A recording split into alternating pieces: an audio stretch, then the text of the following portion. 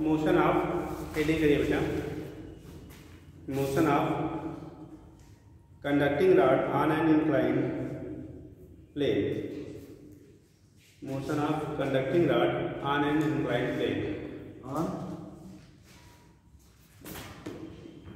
Motion of conducting rod on an inclined plane.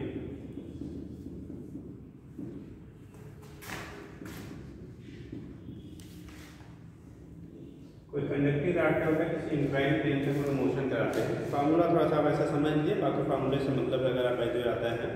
ठीक,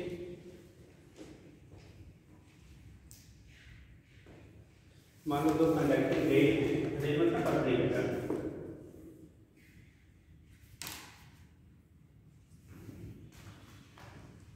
ये दो कंडक्टिंग रेल है, सारा साइकिल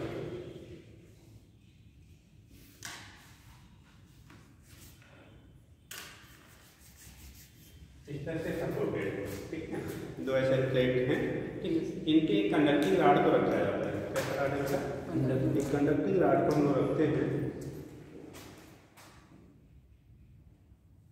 अभी पैरेलल है, लेकिन अब क्योंकि यहाँ केटी तो बन नहीं पाएगी, केटी ऐसे दोनों रखे गए। जैसे मान लो ये दो आपके कंडक्टिंग रॉड इन्हों रखे गए, ठीक। इसके ऊपर से तीसरे कंडक्टिंग रॉड क्या किया जा रहा है, इस पर स्लाइड कराया जा रहा है, ठीक है।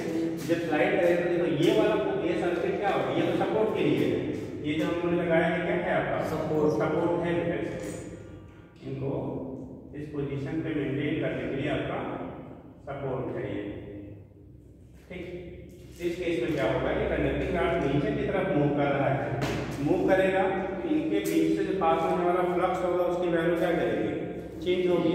जब फ्लक्स चेंज होगा तो इंड्यूस्ड ईएमएफ डेवलप होगा, और वो इंड्यूस्ड ईएमएफ उस डायरेक्शन में डेवलप होगा जिससे ये जो रॉड स्लाइड कर रहा है ऊपर क्या करेगा, ऊपर के लिए इस पे फोर्स किधर लगाना पड़ेगा, ऊपर की तरफ लगाना पड़ेगा, ठीक है। उसी चीज को हमें यहाँ पे डिस्क्राइब करनी है, ठीक। तो डायग्राम बनाइए, फिर आगे बताते हैं।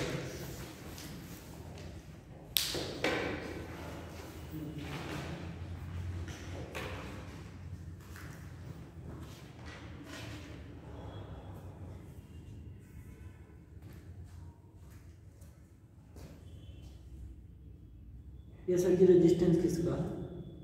आर रेजिस्टेंस किसका है? ये जो कंडक्टर लगा है यहाँ पे रेजिस्टेंस जो लगा है उसी का। ये सर एक सर्किट बना रहा है। हाँ, सर्किट बना रहा है। यहाँ से हमारा एंगल जो है इसका थीटा है, ये मान लो रॉड हमारा PQ है, रेजिस्टेंस आपका R है, और V वेलोसिटी से सपोज दैट ये क्या कर रहा है, हमारा मटेरियल PQ है। हाँ जी, PQ हमारा मटेरियल है। एक रॉड है, ये वही मटेरियल रॉड, ये V वेलोसिटी से नीचे की तरफ क्या कर रहा है, मूव कर रहा है, बिना दूसरे कोई नहीं लगा रहा सर, वो किस टेंडेंसी वहाँ पर इसी पड़ जाए ढलान की वजह से। तो ऐसे दिखा दो ये वाला रॉड को, और यहाँ से दिखा दीजिए आप। ठीक है सर, ये इससे बनता है, समझ रहे हैं? Yes sir. अरे भी इसको अब इसको दिखाएंगे तो थोड़ा सा कॉम्प्लिकेटेड हो जाएगा, ऐसे करने दो।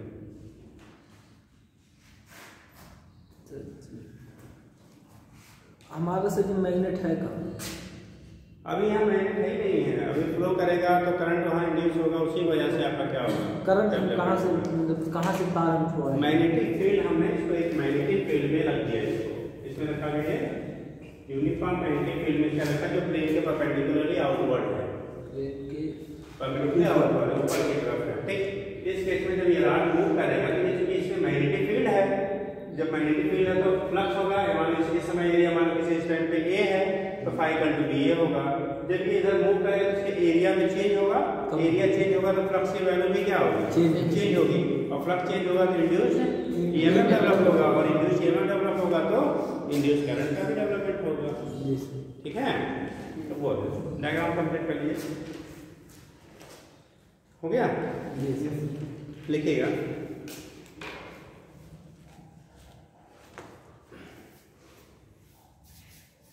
वेल कंडक्टर, ये जो कंडक्टर PQ दिया है, when conductor PQ when conductor PQ starts sliding, conductor PQ starts sliding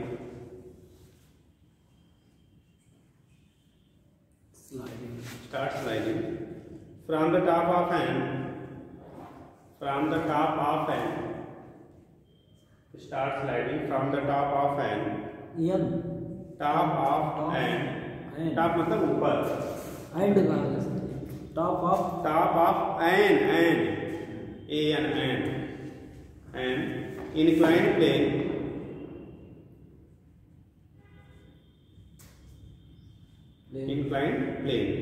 ठीक।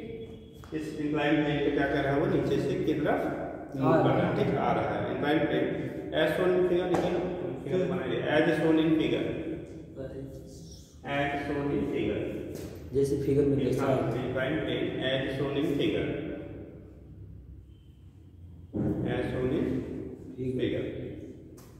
हो गया। देखिएगा it moves perpendicular to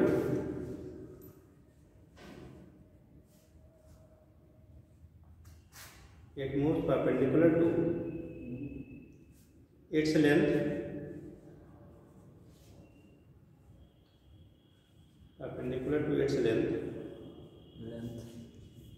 but at an angle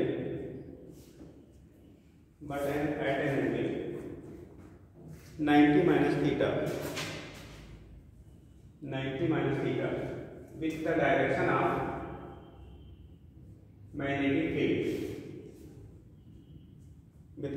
of magnetic field अब जरा समझना बेटा, ये थीटा हम लोगों ने यहाँ से लिया है, देखो यहाँ से लिया मैग्नेटिक फील्ड ऐसे है, तो अगर ये मैग्नेटिक फील्ड ऊपर की तरफ है और एंगल ये थीटा है, तो इधर वाला एंगल कितना हो जाएगा 90 माइनस थीटा हो जाएगा। तो लिखिए with an angle 90 minus theta कहाँ से, ठीक लिखिएगा। हेंस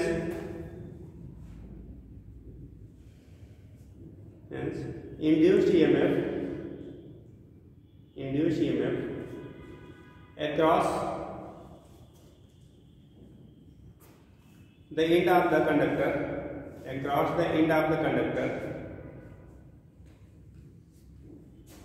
develop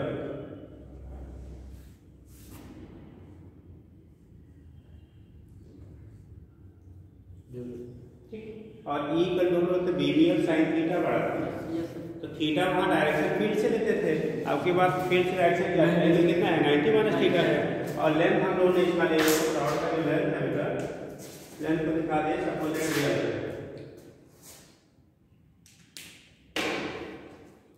लेंथ जो रॉड का लिया गया ये कितना है आपका, इस दोनों फ्रेम के बीच की लंबाई का मतलब होता है बाहर कितना उससे मतलब नहीं, क्योंकि फ्लक्स चेंज के लिए इतना ही लेंथ इस बात को बाहर वाला नहीं है, ठीक है।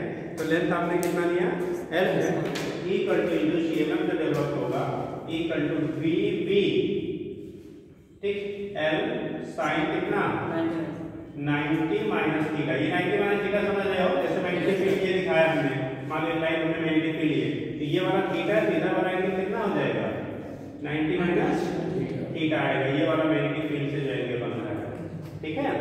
तो 90 माइनस क्या बना रहा था थीटा, तो BBL sin 90 minus theta. Velocity आपका रॉड का v है, मैग्नेटिक फील्ड इंटेंसिटी आपको v दिया गया है, लेंथ ऑफ द रॉड आपका L है, और थीटा जो इसके बीच का एंगल है वो 90 माइनस कितना बना रहा है थीटा मैग्नेटिक फील्ड से बना रहा है, ठीक। आगे देखिए BBL sin थीटा लिखिए, सो induce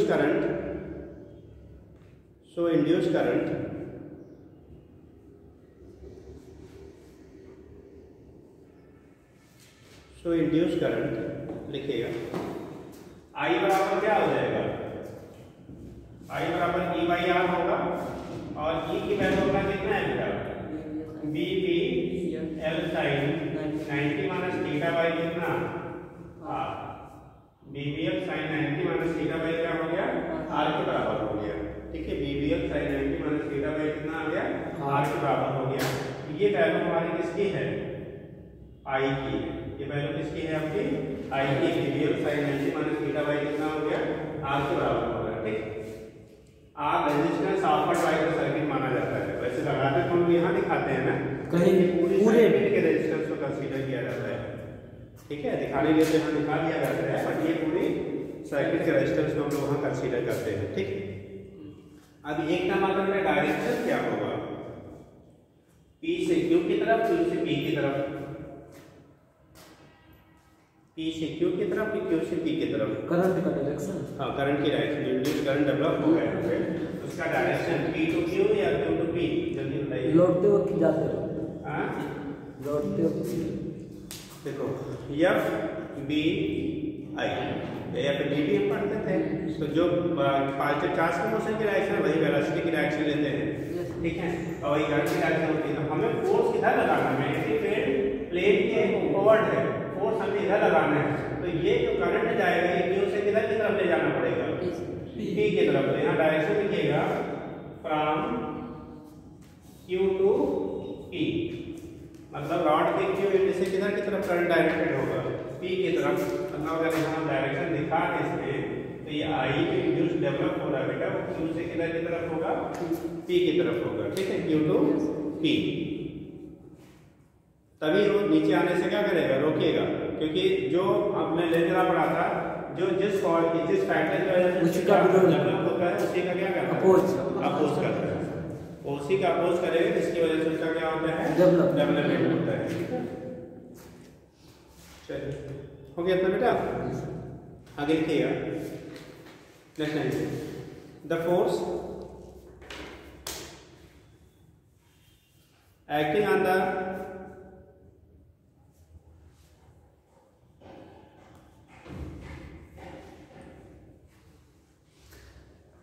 the force acting on the conducting rod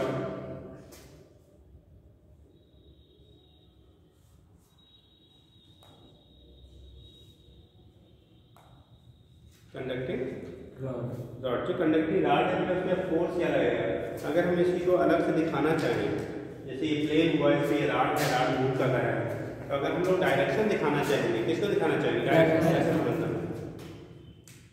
एक कॉपी दो। चलिए, ये कॉपी मान लो सपोज दैट बेटा, ये है कोई कॉपी है आपका, ऐसे ही। ठीक, ये रॉड यहाँ से मूव करना है, ये जाना है। ठीक, ये जो जा रहा है उसकी वजह से फ्लक्स चेंज हो रहा था, इंड्यूस्ड करंट डेवलप हुआ, तो फोर्स इस पे ऐसे डायरेक्शन में डेवलप होगा जैसे ये नीचे आने का क्या करे, अपोज करे।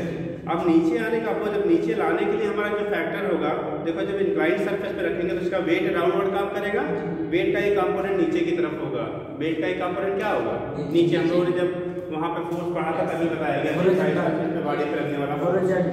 ठीक, तो mg अगर वेट है, तो अगर थीटा एंगल बना तो mg cos थीटा इधर की तरफ रहेगा, mg sin थीटा परपेंडिकुलर अंदर लगता था।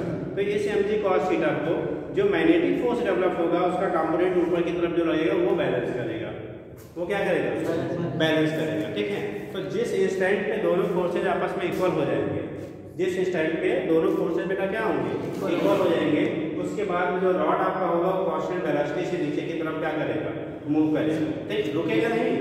अगर पहले से रुका होता तो रुका रहता, लेकिन अगर आपका क्या है, वो पहले से मोशन में है, जैसे आपने पढ़ा होगा फ्लूइड मैकेनिक्स में टर्मिनल वेलोसिटी, कुछ याद करिए।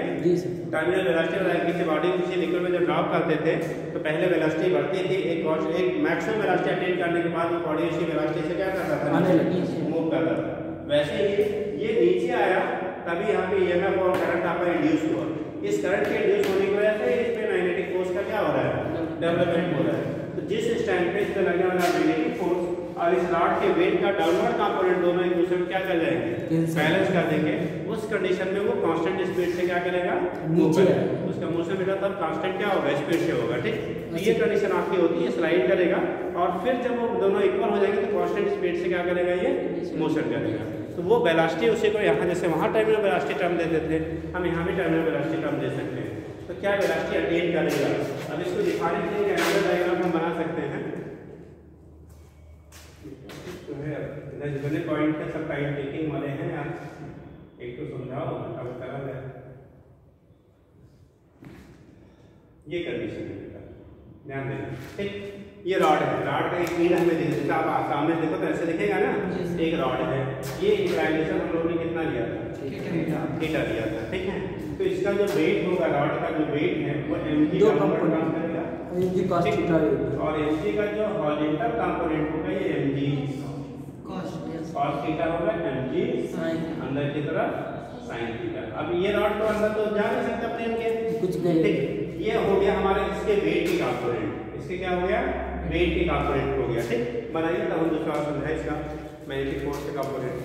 यही mg cos थीटा के लिए mg cos थीटा को हमें क्या करना होगा?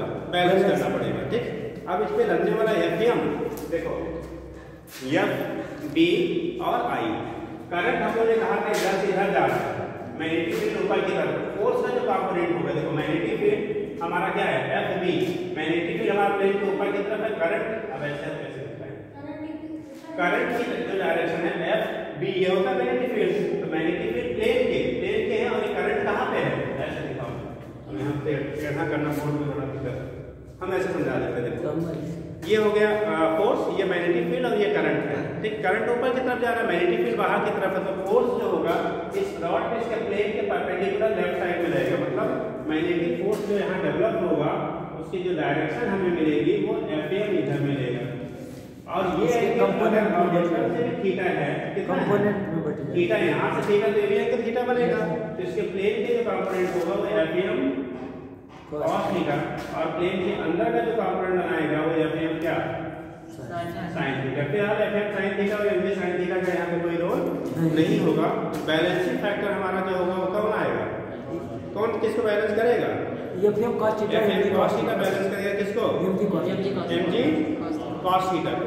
लेकिन अब एक चीज आप यहाँ से लिखेंगे, जो cos थीटा कंपोनेंट है, थीटा ज्यादा तो चाहिए, थीटा हमें यहाँ से लिया था ना, एक मिनट थीटा हमें यहाँ चेंज करना पड़ेगा।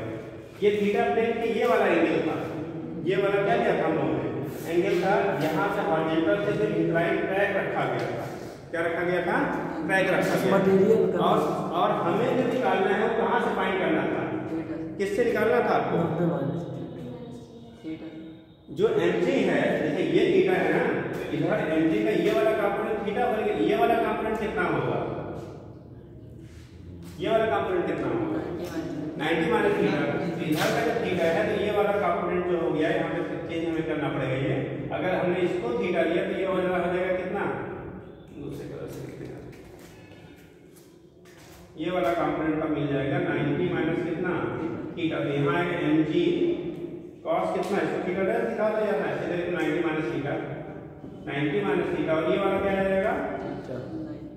90 माइनस, इसी को चाहे थीटा डाल दिखा दो, चाहे यहाँ पर यहाँ दिखा दो, 90 माइनस थीटा के टर्म में लिख दीजिए। तो ये कंडीशन आपका हो गया, यहाँ से दिखा दिया आपने, ये वैल्यू आ गई। अब ये दोनों आपस में एक दूसरे को क्या करेंगे? कैंसिल करेंगे, यानी बैलेंस करेंगे। ठीक है, तो डायग्राम बनाएंगे तब फिर आगे बताएं।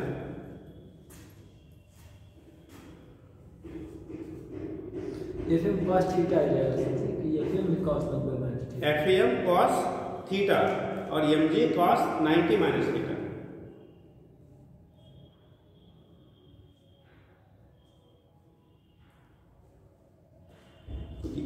जो फोर्स से जिस डायरेक्शन में निकालते हैं, जो थीटा के साइड का एंगल होता है, जैसे ये वाला थीटा है ना, ये वाला एंगल कितना लिया आपने? थीटा। तो इधर वाले से जो एंगल ये वाला एंगल बनेगा वो कितना बन रहा है आपका? 90 माइनस थीटा। तो mg का इधर का कंपोनेंट क्या हुआ? 90 माइनस थीटा, और इधर वाला साइन है।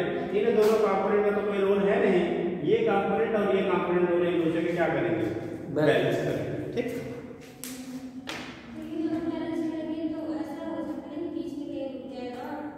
नहीं, बीच में अगर पहले से रुका होता तब तो रुका ही रह जाता, लेकिन पहले से चल रहा है तो जब उतना ही फोर्स आएगा तो उसी स्पीड से बिना स्पीड चेंज हुए फिर आगे कंटिन्यूअस चलता रहेगा। ठीक है भाई, पहले से चल रहा है ना, पहले से मोशन में है, उसी मोशन की वजह से ही Fm डेवलप हो रहा है। रुक जाएगा तो Fm जीरो हो जाएगा, फिर चलना शुरू कर देगा।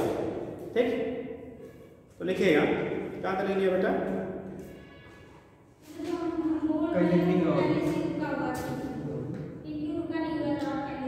पहले से राड को हमने यहाँ से छोड़ा, जब इसको छोड़ा क्योंकि इसका mg तो हमेशा पीछे काम कर रहा है ना, mg का कंपोनेंट तो हमेशा इस तरफ काम कर रहा है। लेकिन ये Fm जैसे जैसे इसकी वेलोसिटी बढ़ेगी वैसे वैसे rate of change of flux बढ़ेगा, rate of change of flux बढ़ेगा तो इंड्यूस ईएमएफ को इंड्यूस करंट बढ़ेगा, और करंट जैसे जैसे बढ़ेगा वैसे वैसे इस पे फोर्स की वैल्यू बढ़ेगी।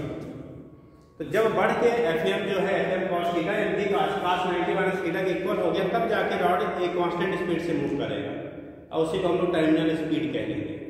जैसे फ्लूइड में किसी बॉल को गिरा देते हैं तो बॉल की वेलोसिटी पहले धीरे धीरे क्या होती थी, बढ़ती थी। जैसे जैसे बढ़ती थी उस पर लगने वाला क्या अपवर्ड फोर्स, विस्कस फोर्स की वैल्यू क्या होती थी, बढ़ती थी। याद आ रहा है? यस सर, पढ़ लिया नहीं आ रहा? फ्लूइड मैकेनिक्स में आपको पढ़ाया गया था किसी बॉल को जब हम लोग गिराते हैं तो वेट तो हमेशा नीचे काम करता था, mg। ऊपर दो फोर्सेस काम करते थे, एक तो अपथ्रस्ट फोर्स VSG और एक आपका क्या विस्कस फोर्स 6/8RB। ठीक, तो जैसे जैसे वेलोसिटी बढ़ती थी वैसे वैसे क्या होता था, अपथ्रस्ट फोर्स की वैल्यू बढ़ती जाती थी और बढ़ते बढ़ते जब दोनों नेट फोर्सेस बैलेंस हो जाते थे तो उस एक कांस्टेंट वेलोसिटी से बॉडी नीचे की तरफ आती थी, उसे नाम दिया था टर्मिनल वेलोसिटी। वैसे यहाँ पे भी हम कह लेंगे टर्मिनल स्पीड। ठीक, लिखिए। लेकिन सर हम लोग उसमें वर्क एनर्जी पावर वाले में उसको ऐसा पढ़े थे कि आएगा तो वही लास्ट सेकंड पे ज्ञात करने वाला ज्यादा क्वेश्चन बनता है। नहीं वो तो अलग था, वो चीज अलग थी। वहाँ पर हम टर्मिनल की वेलोसिटी की कंडीशन वहाँ पर हम ये सब नहीं लगाते थे, डिस्कस फोर्स कुछ नहीं लगा, तो वो अलग यूनिट थी यार। डिस्कस फोर्स तो हम लोगों ने फ्लूइड मैकेनिक्स में पढ़ा था, तो हर जगह वही थोड़ी रहता है। चलो, लेकिन वहाँ पर भी रहता है एयर में तो कुछ ना कुछ विस्कोसिटी रहती है। तो वहाँ पे एयर का जो डिस्कस होता था उसे हम लोग जीरो मान के निर्वात मान के तो पढ़े। जब नीले के पढ़ते तो उसके कंसीडर ही नहीं होता था। जी सर। लिखिए the force acting on the, क्या लिखा था जरा बोले तो, कंडक्टिंग रॉड। ठीक है, एज शोन इन फिगर, ऐसे दिखा दीजिए आपको, एज शोन इन फिगर।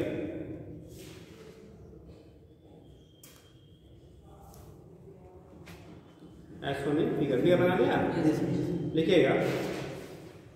देखिए द रॉड विल मूव, ये डायग्राम बन गया ये वाला। हाँ, लिखिए the rod will move with constant velocity, the rod will move with constant velocity if, only if का तो only if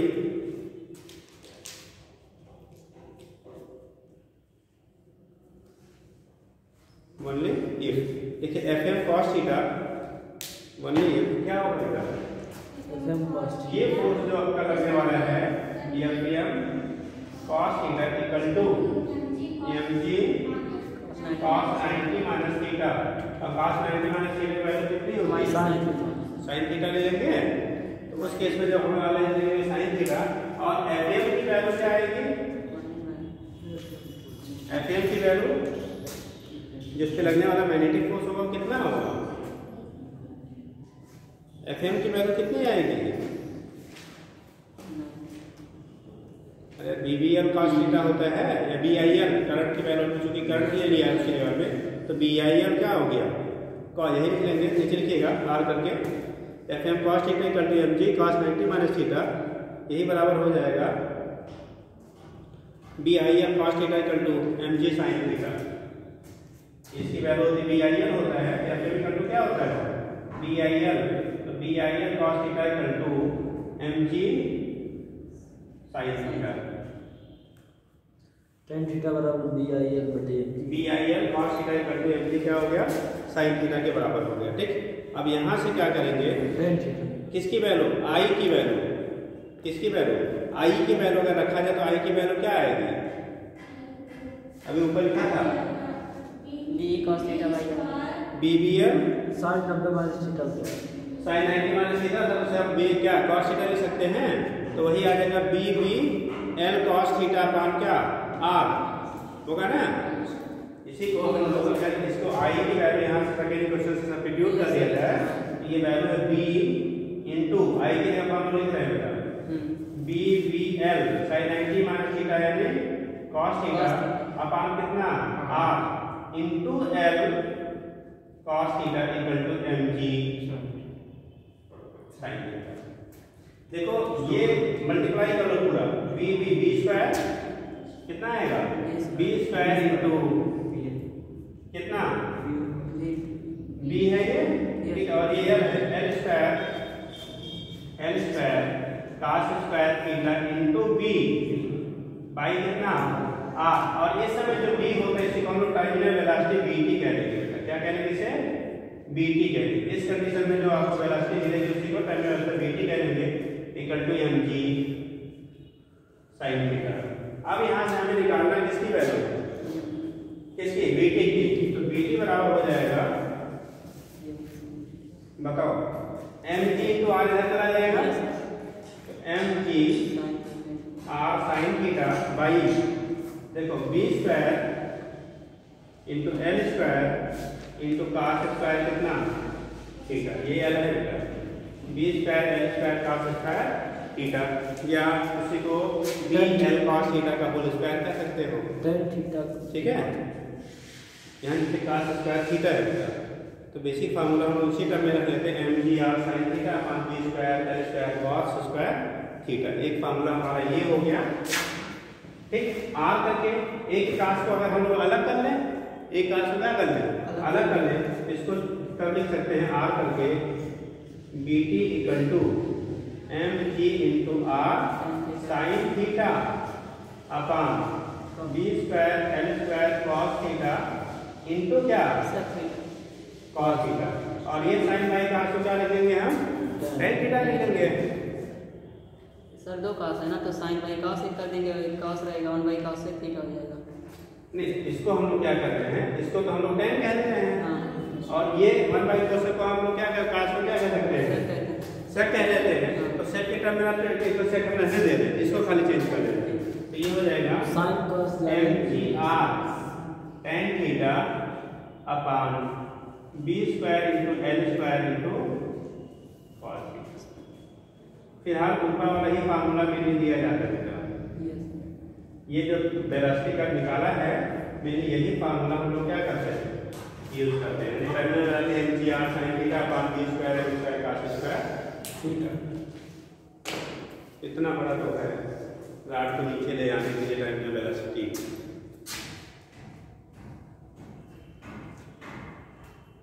ये वाला उसमें भी पड़े थे जो गोतापुर से मंदिर में गिरते हैं, सब कुछ टाइम तक पहले रुकते भी हैं और तेजी गिरते हुए फिर एक बार इंस्टेंट हो जाता तो वो हमेशा नीचे आराम से जाते हैं। क्या कह रहे हो, वही टर्मिनल वेलोसिटी पढ़े थे। हाँ, टर्मिनल वेलोसिटी जो होती जब समुद्र में सब जीव गिरते हैं जी, वो कुछ भी है, किसी फ्लूइड में आपकी बॉडी गिराई जा रही है, तो पहले उसकी वेलोसिटी क्या करेगी, इंक्रीज करेगी, जब एक बार कांस्टेंट हो जाएगी फिर उसी वेलोसिटी से कंटिन्यूसली वो नीचे जाएगा, ठीक है। उसी को हम लोग वहाँ भी टर्मिनल कहते हैं। मतलब अब इस टर्मिनल वेलोसिटी से रॉड आपका क्या करेगा, नीचे कॉन्स्टेंटली। चलिए अगर वही चीज हवा में भी बनाई जाए वैसे, तो उसमें भी होता है, मिलेगा, उसमें भी यही सब ऐसे मिलेगा उसी तरह। ये रिलेशन नहीं मिलेगा, कॉन्सेप्ट यही मिलेगा, फ्लूइड वाला सब कॉन्सेप्ट वही मिलेगा, रिलेशन वहाँ आ रहा है। वहाँ पानी था, वहाँ पर हवा की वजह से दोनों दोनों ही की विशेष काम करेगा। जैसे जो बैलून वगैरह होता है, लोग उड़ते हैं, ठीक है, तो उस केस में अगर उसको लेके नीचे आना हो तो उसके बैलून का क्या कर दीजिए, गैस को क्या रिलीज करा दीजिए, तो बैलून घट जाएगा, तो आप क्या करेंगे, नीचे आना शुरू करेंगे, ठीक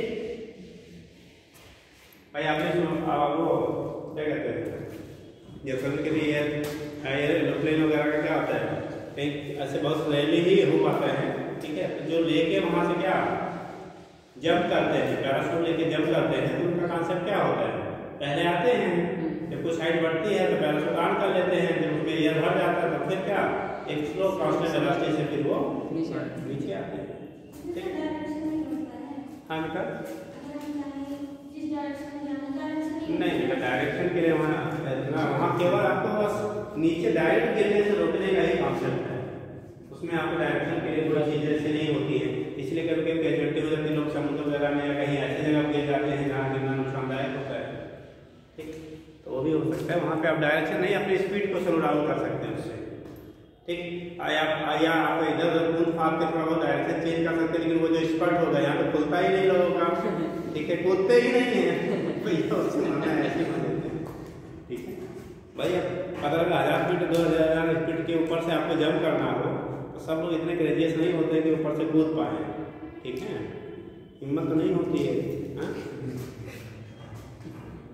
कूदने वाले बहुत रेयर ही होते हैं जो या तो पहले से ट्रेंड हो, या तो जो बड़े ग्रेजियस भाई हम मरना है बस जाएगा तो ठीक है, वो होता है, फिर उसमें मरना ही है यार, ऐसे ही मर जाएंगे क्या,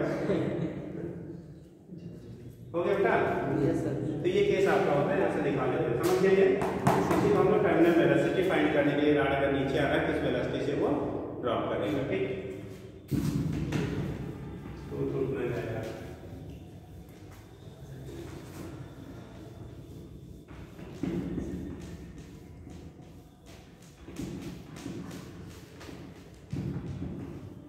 सब लोग से भी कह देना थोड़ा स्लोली इसको प्रेस करके लिखेंगे, नहीं तो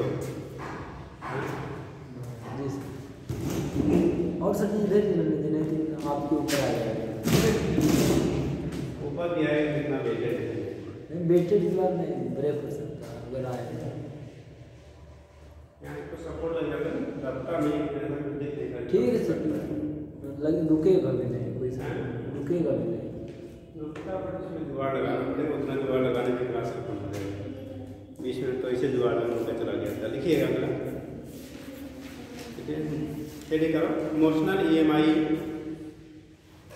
इस पर क्वेश्चन आएगा नेक्स्ट हेडिंग, हाँ बेटा क्वेश्चन के लिए emotional EMI in A loop by, emotional EMI in A loop by generated area, ये लूप बाई जनरेटेड एरिया,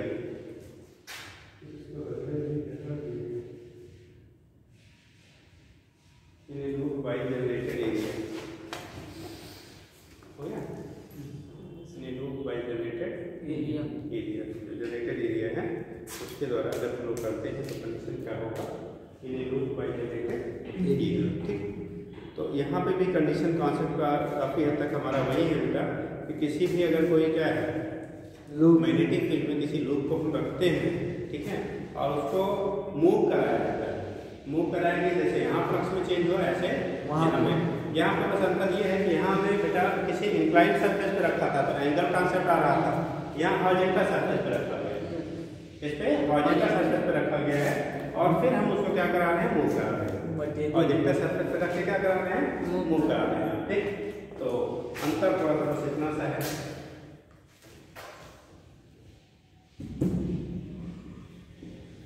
इसमें राड था, इसमें लूप रहेगी नहीं, राड ही यहाँ भी मूव करेगा, नहीं तो यहाँ पर सब बस वहाँ पे हम लोगों ने किसी ट्रैक पे रखा था उसको, यहाँ भी ट्रैक रहेगा बट वो वर्टिकल से इंक्लाइंड था, ये हॉरिजॉन्टल रहेगा। यहाँ पर सब फील्ड इनवर्ट है, ठीक है। बाकी केसेस वही है, बस एंगल की बात हमारे यहाँ चेंज होगी। ये सीधा बनाना बोर्ड से टेढ़ा है तो थोड़ा बहुत हमारा कलाई टेढ़ी हो जाए।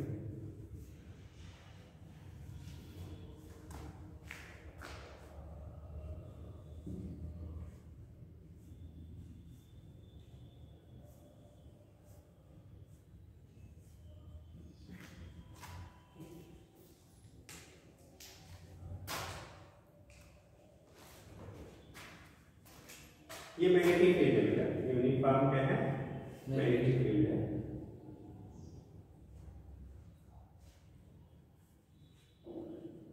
कंडक्टिंग रॉड लिया, यहाँ भी जब हम लोग एनर्जी देंगे, वेलोसिटी v से मूव कर देंगे,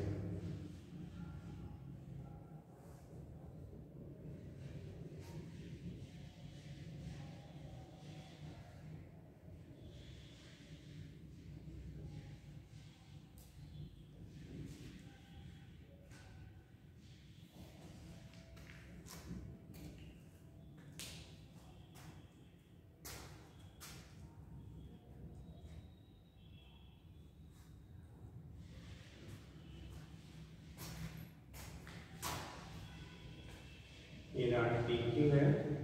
मान लो d वेलोसिटी जा रहा है तो यहाँ से यहाँ तक की डिस्टेंस जो है t टाइम में कितना कवर करेगा, v × t। जब एक कांस्टेंट स्पीड से अगर जा रहा है तो कितने टाइम में यहाँ से जो डिस्टेंस को कवर करेगा वो v t क्या हो जाएगा, बराबर हो जाएगा, ठीक। यहाँ पे रेजिस्टेंस जो आपको लगाया है मान लो उसकी वैल्यू r है, रेजिस्टेंस जो हमने लगाई है उसकी वैल्यू r है। ये 50 वेलोसिटी से जा रहा है, वेलोसिटी से जा रहा है।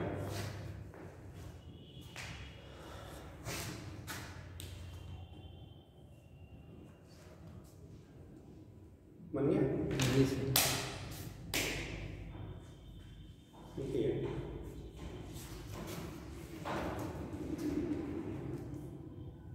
बना लिया क्या? जल्दी करो। देखिएगा इफ कंडक्टिंग रॉड, ये आपका कंडक्टिंग रॉड PQ है। If conducting rod PQ, same concept वही, बस वहाँ पे एंगल लेते थे, यहाँ पे एंगल नहीं लेते थे। वहाँ पे इंक्लाइन सर्फेस पे हम लोग ने लिया था, अभी यहाँ पे इंक्लाइन सर्फेस पे नहीं है। ठीक,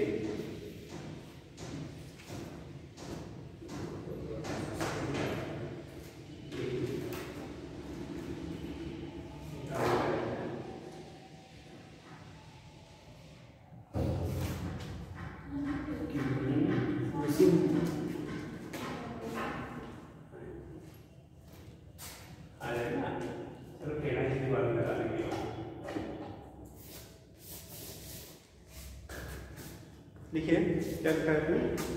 conducting rod conducting rod PQ move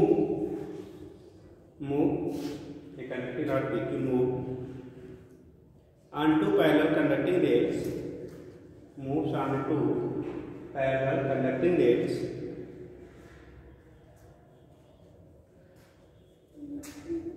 to conducting, ये ठीक है, parallel rails as shown in figure।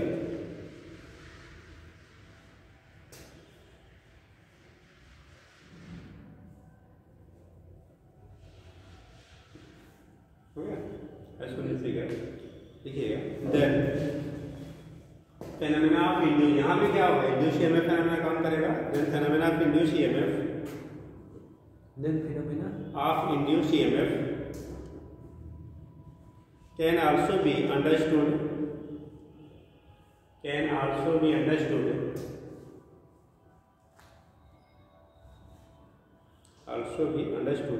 by the concept of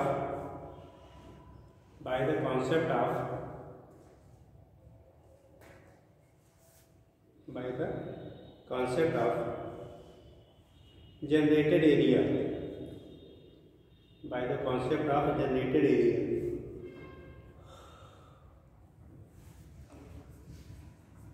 by the concept of generated area।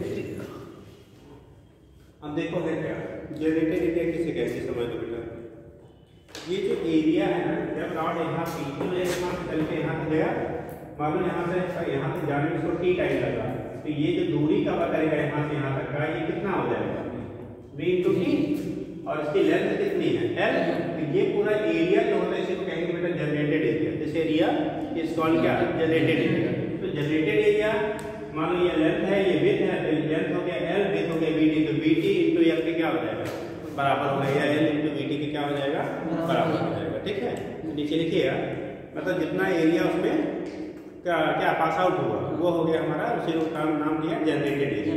ठीक, नहीं समझे? ये V वेलोसिटी से जा रहा है, मान लो यहाँ से इसको यहाँ तक पहुँचने में T टाइम लगा, तो ये वाली जो दूरी कवर करेगा ये V × T के बराबर होगा। अरे भाई दूरी बराबर 4 गुणे समय बड़ा होगा हिंदी में। ठीक है, तो ये डिस्टेंस हमारा BD के बराबर हो गया, और इसकी लंबाई रॉड की कितनी है? L है। तो ये टोटल एरिया जो ये जो एरिया कवर है, ठीक है, इसकी वैल्यू L × BD के क्या हो जाएगा? इक्वल, बराबर हो जाएगा, होगा ना। इसी को जनरेटेड एरिया बोलेंगे। क्या बोलेंगे इसे?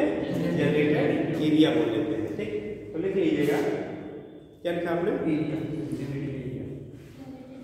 जनरेटेड। ठीक है, नीचे लिखिएगा, देखिए in time T, distance travelled by conductor, in time T distance travelled by conductor x equal to होगा V × T। x इक्वल टू कितना आ जाएगा? Distance travelled by conductor x equal to VT। Hence generated area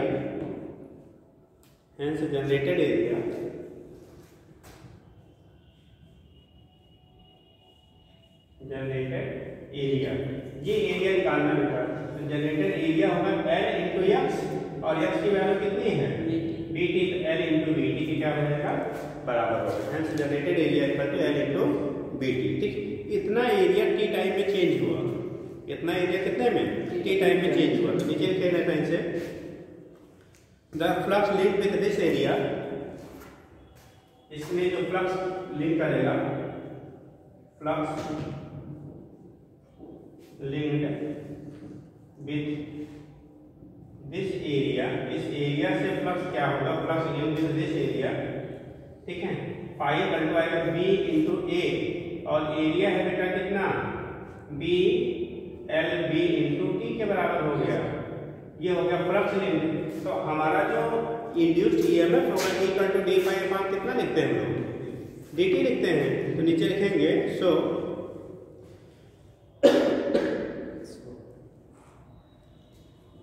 induced EMF, induced EMF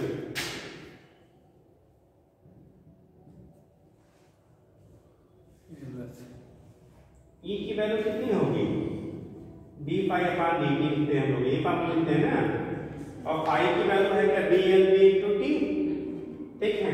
तो ये आ जाएगा बेटा B L B into T upon T, T T क्या हो गया, कैंसिल आउट। तो इंड्यूस्ड ईएमएफ ई की वैल्यू हो गई बेटा बी एल बी, या बी बी एल कर लो, बी एल बी या बी बी एल कर लो। ई की वैल्यू तो इंड्यूस्ड ईएमएफ डेवलप होगा, वो बी बी एल से क्या हो गया, इक्वल बराबर हो गया, ठीक। अब यहाँ पे भी अगर रेजिस्टेंस की वैल्यू उन्होंने क्या लिया है, आर लिया है, रेजिस्टेंस जो अप्लाई किया सर्किट में कितना है, आर है। तो इंड्यूस करंट अगर हमें निकालना होगा तो क्या होगा, इंड्यूस करंट निकालना होगा तो क्या होगा, आई बराबर बी बी एल, आई बराबर बी बी एल, तो इंड्यूस करंट आई बराबर बी बी एल,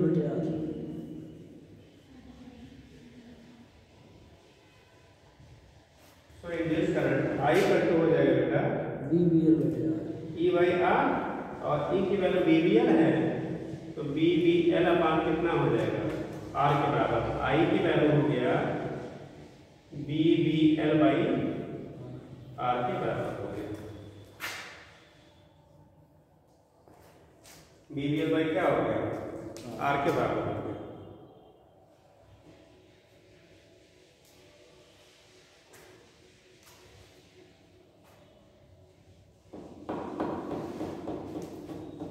हो गया, नीचे लिखिएगा। अगर निकालना बेटा मैग्नेटिक फोर्स उस पर कितना लगेगा, तो भाई अब ये चल रहा है तो उसमें फोर्स भी तो मैग्नेटिक डेवलप होगा, करंट अगर उसमें फ्लो हो रही है तो मैग्नेटिक फोर्स का भी क्या होगा, आपका डेवलपमेंट होगा, ठीक। तो नीचे लिखिएगा B I L sine theta, the magnetic force, B I L sine theta, magnetic force B square L square B बटे R, acting on the conductor, the magnetic force acting on the conductor PQ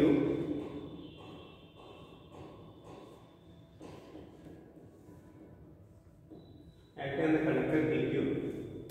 नीचे जाने की जगह नहीं बेटा, simple है, समझ जाएंगे। एफएम की वैल्यू होता है बी आई एल होगा, बी की वैल्यू, आई की वैल्यू यहाँ से रख दो बेटा B B L upon R, ये हो गया बी बी एल अपान कितना, आर इंटू एल। तो फाइनली लिखेंगे B square V into L square upon कितना, आर के बराबर हो गई। ये वैल्यू आ गई एफ एम की। तो एफ एम की वैल्यू जो हो गई ये हो गया B square V into L square by R के क्या हो जाएगा, इक्वल। उस पर लगने वाला जो मैग्नेटिक फोर्स होगा रॉड पे या कंडक्टर पे, वो बी स्क्वायर वी इंटू क्या हो गया, एल स्क्वायर बाई आर के बराबर हो गया, ठीक।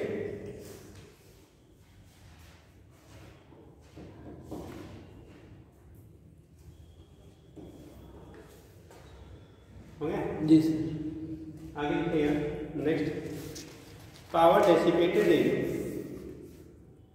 अगला पॉइंट से बना, पावर डेसिपेटेड, पावर डिसी D I double S I P A T, dissipated मतलब जो पावर लॉस होगा उसमें, power dissipated in moving the conductor, power dissipated in moving the conductor,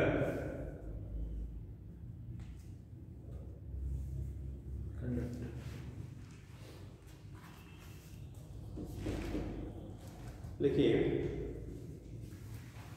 for uniform motion of rod P Q, for uniform motion of rod P Q,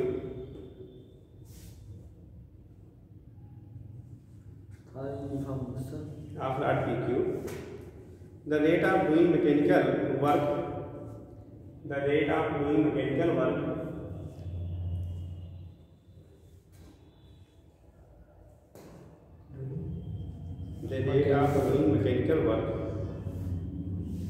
by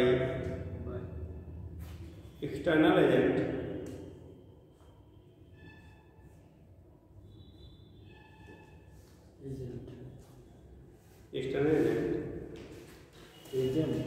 हाँ external agent or mechanical power delivered by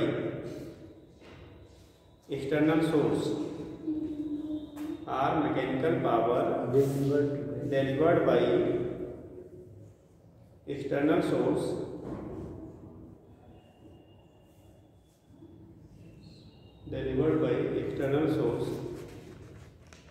is given as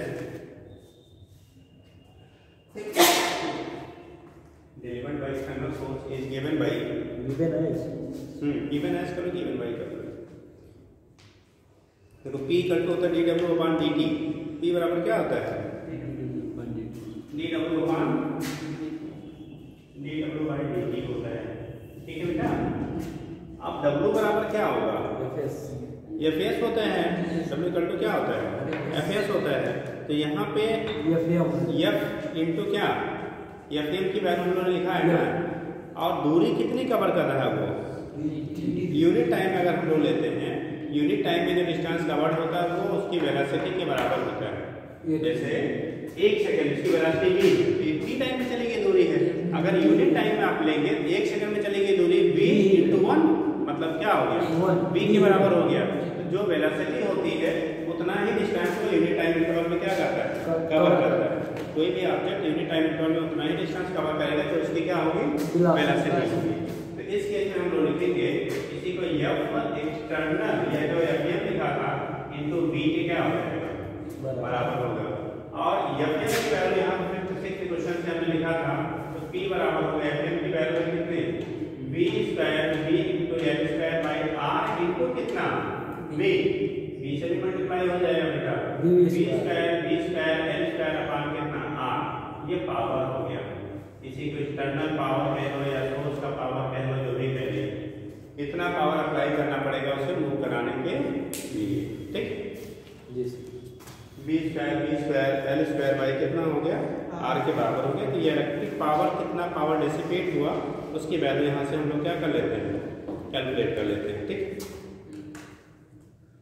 इतना power लगाएंगे तब कितना power apply करेंगे तब वो वहाँ तक मूव करेगा पर सेकंड। ठीक 1 सेकंड में आगे। और यही पावर हमारा क्या इलेक्ट्रिकल एनर्जी से अगर ऑपरेट हो रही है सोर्स ऑफ अगर एनर्जी इलेक्ट्रिसिटी है तो उसी को हम लोग इलेक्ट्रिकल पावर के फॉर्म में भी क्या कह लेंगे। ठीक तो वही नीचे लिख लीजिएगा वही को नीचे also electrical power dissipated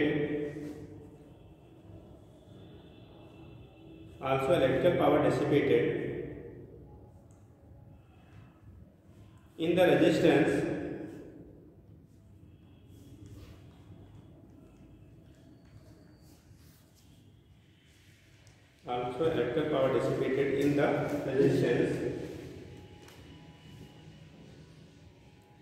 resistance is given as तो जो इलेक्ट्रिकल पावर डिसिपेट होगा बेटा वो हीट के फॉर्म में होगा। तो उसी को हम लोग P थर्मल कह लेते हैं। क्या कहेंगे P थर्मल। तो यहाँ पे P थर्मल मतलब हीट के फॉर्म में जो होगा आपने फॉर्मूला पढ़ा होगा P = I² × RT। याद आ रहा है फॉर्मूला एक V² बाई R एक I² × R एक V² क्या ठीक है I × लिख देते हैं। ठीक तो यहाँ पे V² × R वाला I² × R वाला देखो P थर्मल की जो वैल्यू होगी थर्मल THR समझ लेंगे ना। I की वैल्यू कितना है I दिया BL अपॉन R का होल स्क्वायर इनटू क्या R। इसको स्क्वायर करोगे तो B² into V² into L square upon R square into R। एक आप बेटा कैंसिल तो वैल्यू मिल जाएगा क्या B² L square by R। जो हम लोगों ने पीछे एक्सटर्नल लिखा था पावर वही हमारा किसके बराबर है पावर के बराबर हो गया। ठीक, तो अगर इसको हम लोग 7 से कर लेते हैं, जैसे हम लोग क्या कह सकते हैं 7 ये दोनों सेम है। 7 मतलब जो इलेक्ट्रिकल पावर डेसिपेट होगा वो थर्मल पावर के क्या हो गया, ठीक है, थर्मल पावर के फॉर्म में होगा और वही हमारा डेसिपेटेड पावर के इक्वल हो जाएगा।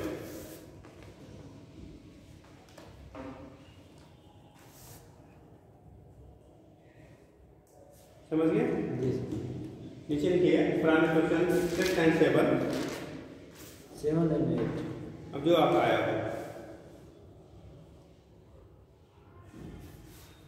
अभी क्वेश्चन 6 and 7, 7 and 8, 7 and 8। इसी को एक्सटर्नल प्रोडक्ट की मैकेनिकल भी क्या कहते हैं, ये होगा P mechanical equal to P thermal equal to P thermal. तो मैकेनिकल और थर्मल दोनों आपस में कैसे होते हैं, इक्वल होते हैं। P mechanical equal to P thermal.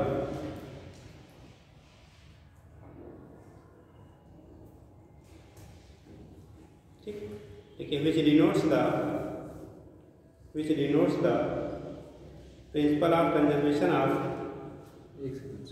which denotes the principle of conservation of किस चीज को,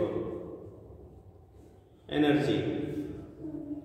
which denotes the principle of conservation of energy। Energy conservation principle को क्या करता है, ये डिनोट करता है। which denotes the principle of conservation of energy। ठीक है, समझ गया? चलिए इतना कर लीजिएगा, फिर कल बात करते हैं। Principle of conservation of energy को ये डिनोट भी करता है, प्रूव भी करता है। ठीक, समझेगा? अब इस पे क्वेश्चन की हिसाब से ढूंढ के कर लीजिएगा, नहीं कोई आएगा तो बताइए। ठीक, कराने वाले होंगे। हाँ।